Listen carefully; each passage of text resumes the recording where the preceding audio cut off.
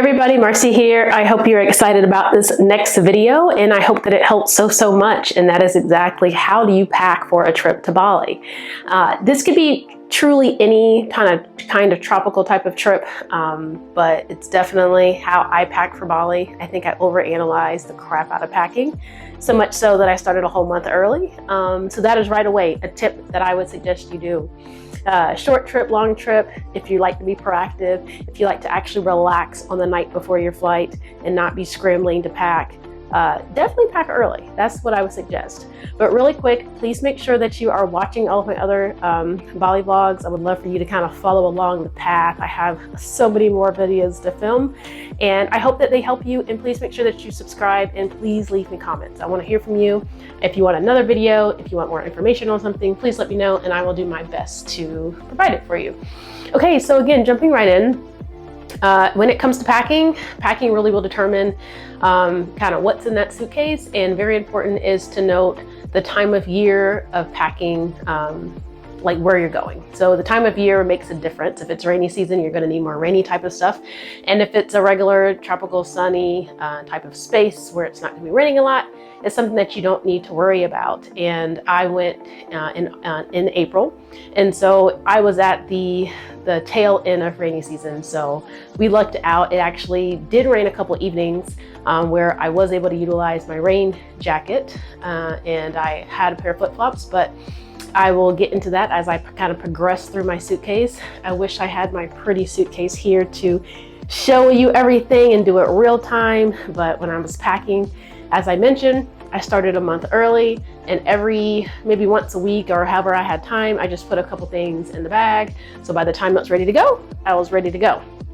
Most of you know I have kids, I got a family, I'm busy. I did not have time, me personally, to just sit down and take my time and pack in one day. I didn't want to do that for a major trip where I was going to be hours and hours away from home. So again, that is definitely my first tip in packing, is to please start early. So imagine me having this suitcase here, and I'm going to tell you everything that's in it. And also just keep in mind, I will keep everything down in the description box below, so you have all the links of what I'm talking about today. So let's get started. I have this imaginary suitcase in front of me. I did buy a brand new suitcase, not really for this trip, I really needed one. And I will say that I like the suitcase, but it sucks that my wheel broke at the Airbnb on the way back. She had the, what do you call them? The flat type of pavers. It looks super cute, but apparently my tire got stuck in one of them and fell and cracked. So that sucks. The customer service was a little bit sketchy at first. They literally told me to leave a 5-star review on Amazon, and then they would send me a wheel. And I was just like, hold up, I've only had this thing for 2 months. I've never used it, and I need a wheel. So whenever I explained that to them, they gave it to me right away. So that's the suitcase. A tip, as I mentioned, I did a ton of research on packing. A tip that I did, and I'll probably do it for every other trip, is if you lose your suitcase, very important, is to have your type of indicator in your suitcase. A lot of people use air tags. I don't have one. And so if you don't, and your suitcase does get lost, and a very nice person will return your suitcase or turn it in, I got a piece of paper. I typed it. You can write it, type it. With my name and my email address, and I put it in my suitcase in case it was lost, somebody could return it. It was advised not to provide your phone number and stuff, because nowadays can be hackers, and you don't know what they can do with your information. So I put my name, and I put my email address only. I did not put my address. As I mentioned, hackers, fraudsters can really do a number to your personal information if you give that. So that is definitely what I put in my suitcase as kind of backup. Something else you should do in terms of packing is take a picture of all of your credit cards, your important documentation, your COVID cards, your passport, store it somewhere so that perhaps somebody at home can also reach it that you absolutely trust, maybe a mom or dad, maybe a favorite sister or brother, so that you know that they have it as backup. You never know what may happen. God willing, you're going to come back safely, just like I did, but you really never know. So that's something else. It's not really in the suitcase, but it's a part of the packing process that I definitely had to take into account. Okay, so when I pack, I'm always packing the basics. You got to pack the panties, the socks, first. I mean, hands down. So think about the amount of days you get there. I like to pack. This is like totally TMI. So I hope there's a lot of women watching this video, and men, if you're watching it, you'll have a little bit of insight of how us women pack. But we go through panties. I mean, you never know. You just might want it. So I suggest packing 2 to 3 panties per day, just so you have flexibility of, you know what, I want fresh panties for whatever. Now, I knew I was going to be getting wet a lot, and I also knew I would be in a bathing suit every day, so I didn't have to take as many panties. But for a rule of thumb, definitely 2, 3 might be excessive, but definitely 2 panties a day. You have to imagine you're out having a blast during the day. You come back to your hotel, your resort, your villa. Again, based on my last video, you got to tell me what you decided on where you're thinking about staying. And at night, when you go out to dinner, to club, however, you're going to need a new pair in case you're going, you know, commando. So that's kind of the first area of packing. Should be super simple. That you kind of knock out. Now, in terms of Bali, I did research, and it mentioned that if you're on your period, bringing those sanitary napkins, things of that nature, is not cheap in Bali. So bring all of that stuff in your suitcase, so you don't have to worry about going to the store and buying it over there. Okay, so we got panties and socks. I always do night clothes next. It's kind of like a given. And so the way I think when I pack is, what is my day-to-day that I use at home that of course I'm going to need on vacation? Nothing out of the ordinary. And it's definitely the basics: the panties, the socks, the night clothes, and the bra. Definitely knock that out. Again, depending on where you go, Bali's really hot. You might sweat your bra out. You might want more than one. So definitely do that. So what I'll also add in there is that I always take dry detergent, because I never know when I'm gonna need to wash something if they don't have laundry. I heard laundry in Bali is very cheap. I never took advantage of that service. So I literally hand washed some of my bathing suits just so it didn't have that chlorine smell on it. And you don't have any issues whenever you're going through the airport with detergent. I've done it several times. I do use powdered. I don't take the liquid, because you can't take the liquid with the carry-on with a checked-in bag. Of course you could. So that's also a tip if you just want to keep yourself clean, and it also makes your suitcase smell super clean too. So after I've done the basics, I immediately went to bathing suits, because you're in Bali, you're going to have fun. You're going to be at waterfalls, you're going to be at pool parties, you're going to be wherever, lots of day parties. So I took probably about 6 to 7 bathing suits. And I think I wore all of them just because. I think there was one day where I didn't really get my bathing suit wet, but because I had extra, I took it. And that is the tip that I've researched about Bali, is to don't overpack, because it's very hot. However, a bathing suit is one of those things where you kind of want to have fun. I just love bathing suit shopping. I think it's fun. I like having different designs, and I tend to buy, you know, 1 or 2 bathing suits per trip just to make it a little bit more fun. So hopefully when you see me, I'll for the most part be in a bathing suit, but I think I'm done bathing suit shopping for the year. I think I'm done, because that can actually add up pretty good. Cool. So we have bathing suits. If you want, in the bathing suit realm, any type of cover up, make sure that you're packing that. You might want to pack more than one. As I mentioned, it's going to get dirty. I definitely took even 2 in my bag, because I didn't want to worry about it being wet from the day prior. So we got bathing suits. And then when it comes to shoes, that took a lot. So I knew that I was going to be doing waterfalls, and I knew that I needed some type of durable shoe. And so I invested in a particular pair of shoe, and it turned out to be great. I didn't want to spend, I think it's like $55 on Amazon. I didn't want to pay it, but it did work out. I picked the color that I want. I can't think of the name, but by the time I post this video, you'll have exactly what I bought, so sorry about that. The sandals were fabulous. I wore them the entire trip, because I paid a lot of money for them for the trip, and they went with my daytime outfits, and they went with my bathing suits, and I just kept it simple because I didn't want to pack too much. So that was my main sandal. So when you're going into waterfalls, and when you're going into just being outside and wanting something durable, it's better than a typical sandal, because the sole is much harder, so that you can walk on rocks and they can get wet. I didn't want a heavy water shoe. Sorry, not rain. I didn't want a heavy water shoe kind of squishing around, and then once I'm out of the waterfall, I have this wet shoe. So having that sandal was just definitely better. So I have sandals.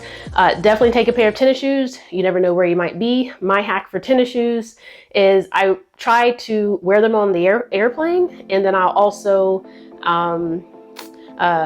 have it so that if I want to work out, I can work out in those shoes too.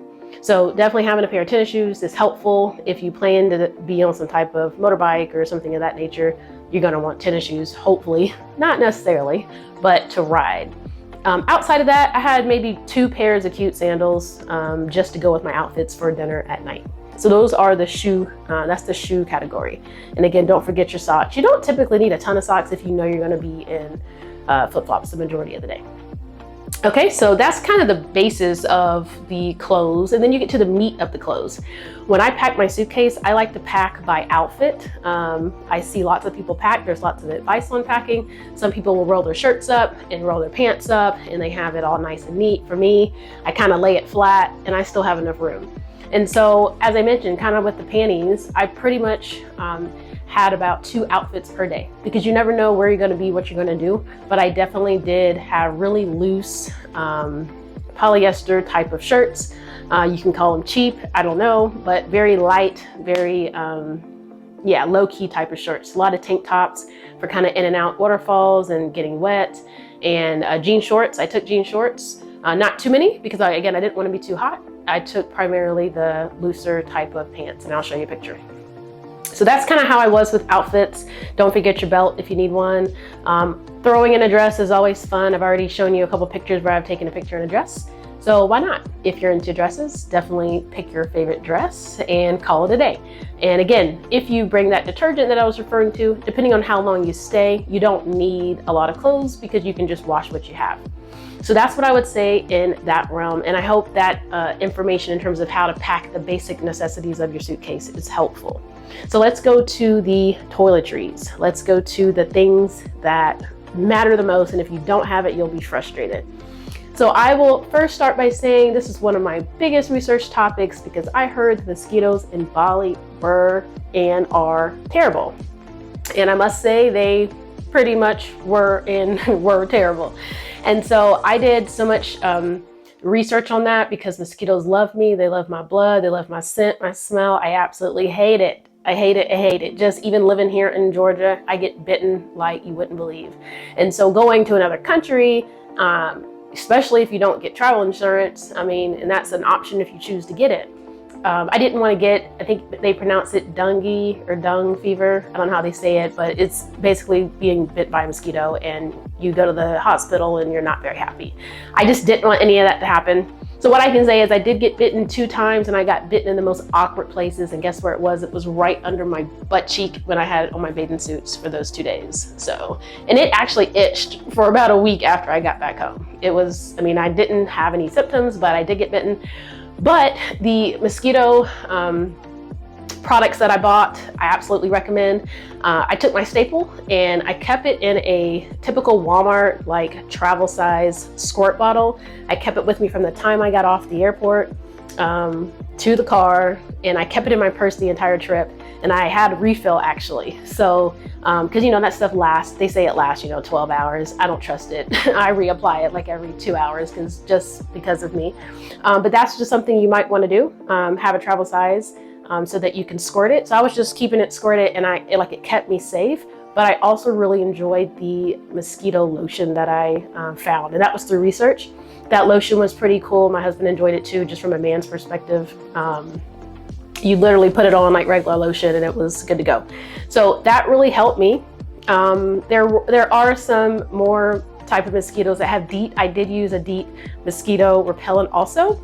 And I used that one primarily when we went to the rice terraces, because I was told in that wet, marshy type of area, there's lots of mosquitoes in those areas. And then be careful in your room as well. I'm sorry, my nose is itching. Be careful in the room as well. You'll notice when you're searching for lodging, you'll see what you think is old school and it looks crazy depending on where you're from. It doesn't really look modern, but you'll see these nets over the bed, and they're actually mosquito nets. So don't take them lightly. Actually have them down if you plan to sleep with the windows open at night or wherever you may be. I also heard be careful of monkeys coming into your room. If you don't believe me, TikTok it or look, because monkeys will get into your room. But some people do need to spray at night as well to make sure that they're not getting bitten. We didn't have that issue. We kept the doors closed. And also dressing in all white, by the way. Mosquitoes don't like light colors. They are attracted to dark colors. So make sure that you dress light as well. So that's the mosquito repellent. That's probably the first thing that I put in my toiletry kit in terms of something else that I had to buy. And so of course, you know, toothbrush, toothpaste. I mean, take more toothpaste than you need. If you luck out, like I am, I have the travel size toothpaste from the dentist. I just stack them up and I just stick them in my suitcase for travel. I'm a big tongue scraper girl. I like that because it's helpful. And my really big one is actually a water flosser. I personally have to use a water flosser because of my teeth, and it works perfect. Take regular floss as well, but I was able to use the water flosser. I actually had it on my carry-on bag, but keep that handy if you need it, if you're prone to get food in your teeth. So I was able to use it like in the airport bathroom. Sounds gross, but I sanitize my area.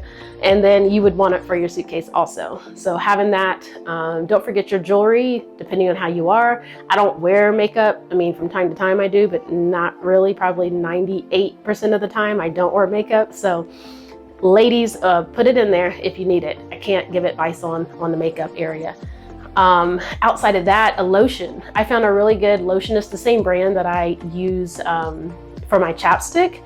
It's EOS. I just love that lotion. It was awesome. It smelled wonderful. So I think that's going to be my new travel hack. It's going to make me feel like vacation. I'm going to take that particular lotion on all of my trips going forward. And it'll probably remind me of Bali because that's the first time that I used it. So the lotions and the deodorants, and something else I enjoy doing is essential oils.